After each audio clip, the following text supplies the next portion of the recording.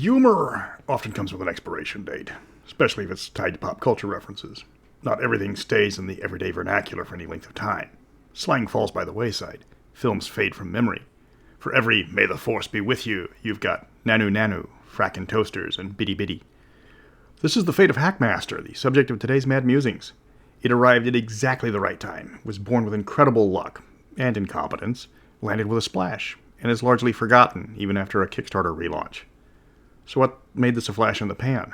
I'm Mr. Welch, and sharpen your Hackmaster plus 12.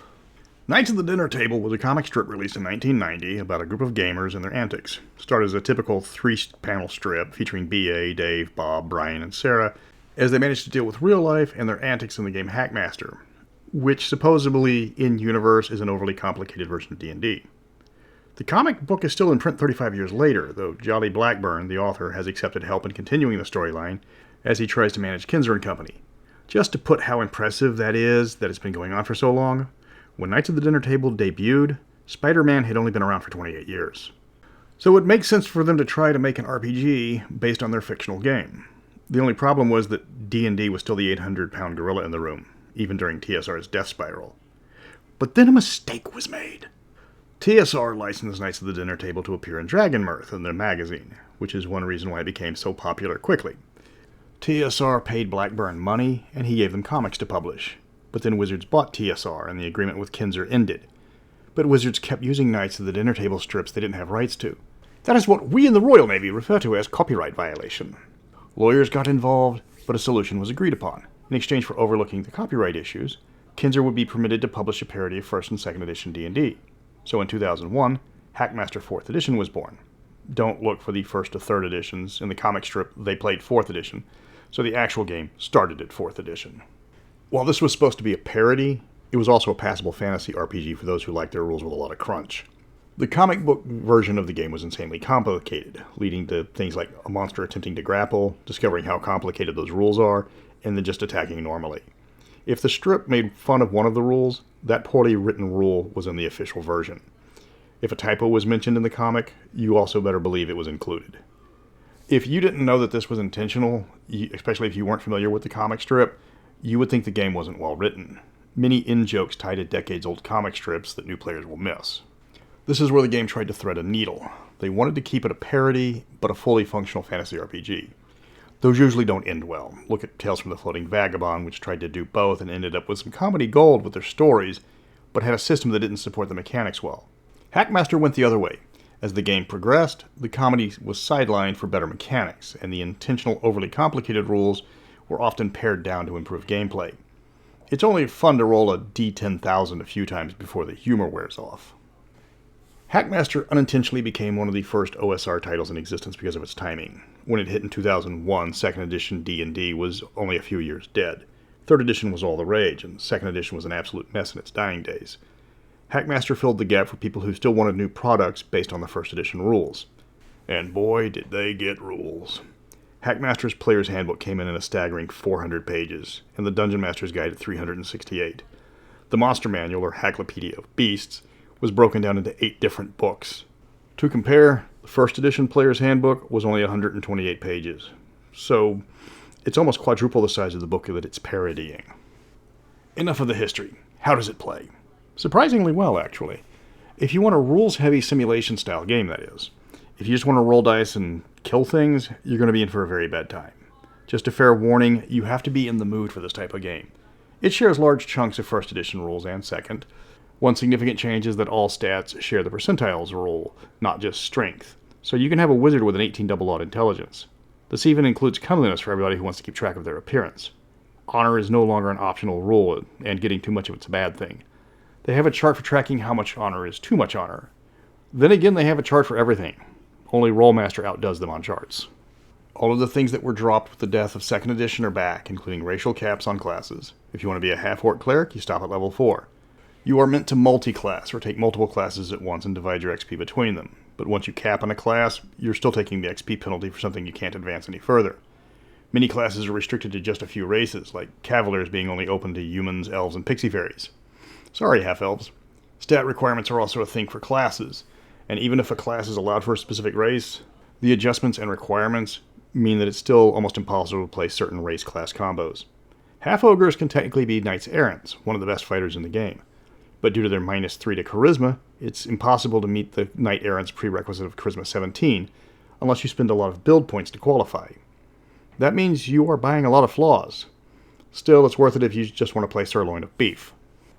Hackmaster is written like somebody was trying to channel Gary Gygax when he was writing Tomb of Horrors, which is odd because they could have just called. The game was written years before the guy died.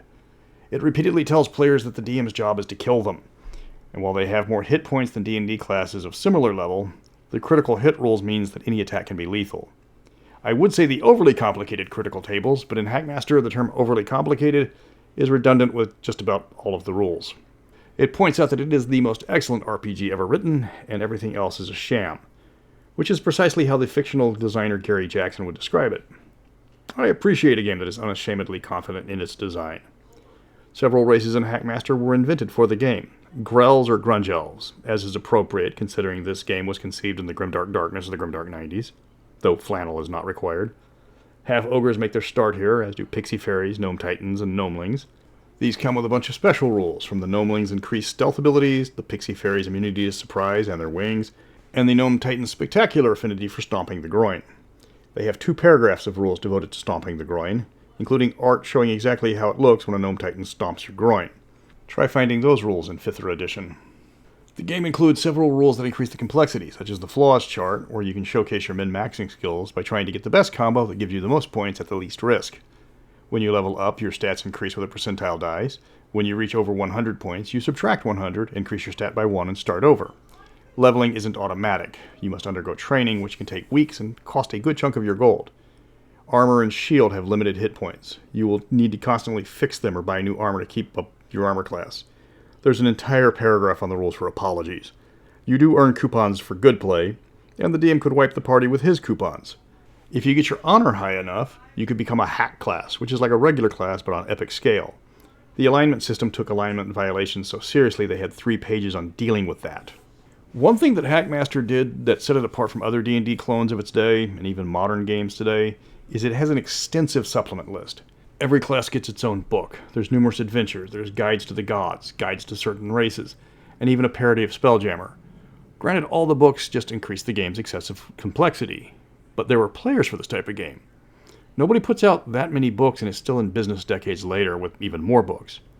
While Hackmaster 4th edition wasn't for everybody and had a small niche audience, it was a devoted niche audience. A lot of people played Hackmaster just to say they did it. It was marketed as a comedy game. While it lacked the wackiness of games like Paranoia or Teenagers from Outer Space, part of the fun was discovering just how complicated the rules could get. The modules weren't half bad, with a decent layout and mostly well-designed. They were all parodies of existing D&D modules like Annihilate the Giants, Slaughterhouse Indigo, and Robinloft. But they were entertaining parodies. So skip forward to 2009. The jokes have been told. More importantly, the license for 2nd edition D&D is running out. So what do? You update it to 5th edition with a Kickstarter, of course. Introducing Hackmaster 5th edition with all new rules, very little comedy, but preserving some of the absurd complexity that defined the original edition. There was an introductory set with the Hackmaster Basic, and the Kickstarter was successful, or else we wouldn't still be talking about it, would we? So moving on to the future tense of the game based on the old rules. 5th edition has major changes from the previous versions to avoid copyright issues. Combat was changed to dueling dice, a system I'm not in favor of. You roll a die to attack, they roll a die to defend. Add your modifiers, and high roll wins every single attack. Fancy and magic has been replaced with spell points, and the most significant diversion was character creation, which was now point buy. I'm unsure if that's ever been done successfully with a level class system, but I'll give it this, it's different. The only one that I could think of that was similar was Alternity, and that didn't end well. The game keeps the percentile stat increases. Not all classes are available to all races. Races pay different amounts to be each class. While a half-orc pays 35 points to be an assassin, a halfling pays a staggering 75 points for the same class. Multiclassing is considered a core class right from the start with its own abilities. There's no chopping up the XP into each class like the days of old. Hackmaster 5th edition prides itself on its slower, more fluid play. By slower, I mean you don't shoot up in levels as current-day D&D or Pathfinder does. Characters can respond to changing events in the game rather than waiting their turn. It prides itself on being harder, not just to play but also to survive. While min-max is to be expected, this is Hackmaster after all.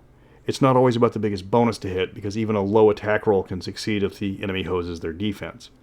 Granted, if you're rolling hot for defense, you're going to be about as effective as Martin Brody areas versus Disney on Ice. The 5th edition is going to be harder to sell to players than 4th edition because it's such a radically different game. The point-buy system didn't work for me. If you're going to open up classes to just about everybody, why punish certain classes with a cost that's prohibitively high? You might as well just ban it. 4th edition was familiar to old-school players. 5th edition is an entirely new system to learn with no references. One minor gripe with 5th edition is the art, and this is very minor. To save money, they used classical art that has long fallen into the public domain. That's not the complaint. I admire somebody who brings back the classics. You are listening to a man who went through the Uffizi giving a guided tour to his family showing off all the different forms of classical and Renaissance art, talking exactly like this. But if you're going to talk about the classics, credit the artist.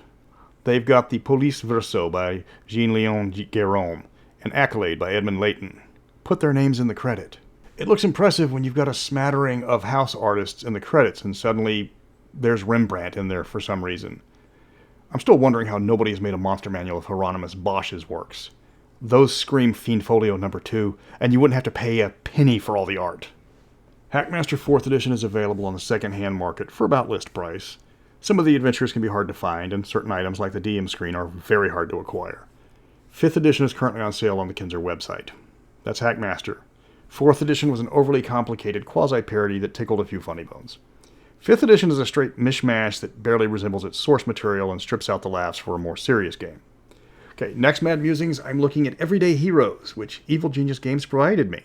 This is the system for their numerous licensed products, like The Crow, Kong Island, Pacific Rim, and Escape from New York.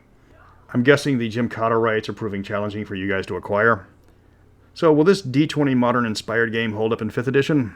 Stay tuned and find out. Until then, waste them with your crossbow.